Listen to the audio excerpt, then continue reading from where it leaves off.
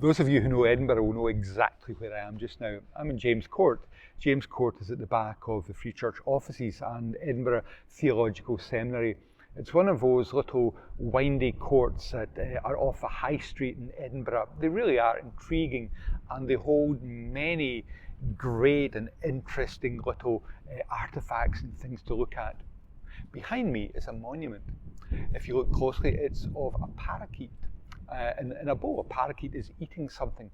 It's a monument to someone called Susanna Stephen, who tragically died at the age of 37 in a diving accident off the Galapagos Islands. Susanna was a budding landscape artist. Her speciality was cities, especially creating gardens within cities. And on the monument, because Susanna was far travelled, we've got an inscription.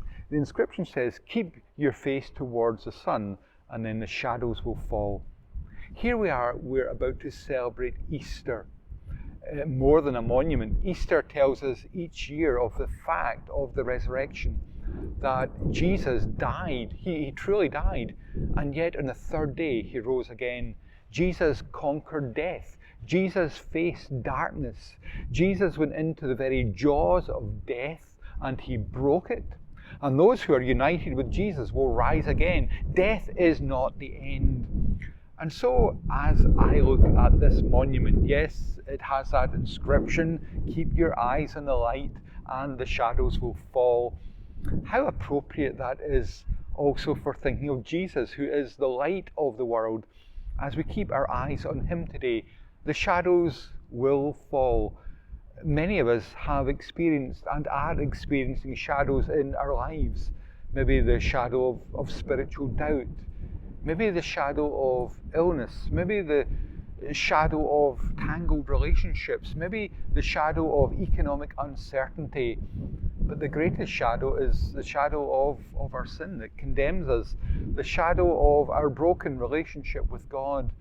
Jesus says, "Look to me, look to the light of the world." And not only will the shadows fall away, but our burdens will fall away. He is the great burden bearer. Easter is by far my favourite festival. I prefer it to Christmas, and that's the honest truth, because in this hopeless situation, it does speak of hope. Susanna was a landscape gardener. As I said, her speciality was creating gardens for cities. And that reminds me also of another resurrection hope, that there will be a new heaven and a new earth. That the present troubles that the earth is facing just now, in terms of COVID, in terms of environment, in terms of political division, in terms of brokenness, the Bible speaks of a new creation. And it speaks of a city, and it also speaks of a garden city where the trees will be there for the healing of the nations. How much our nations need healed. How much we as individuals need healed. I wonder today, are we people who really need healing in our lives? Who isn't? This message is for every one of us.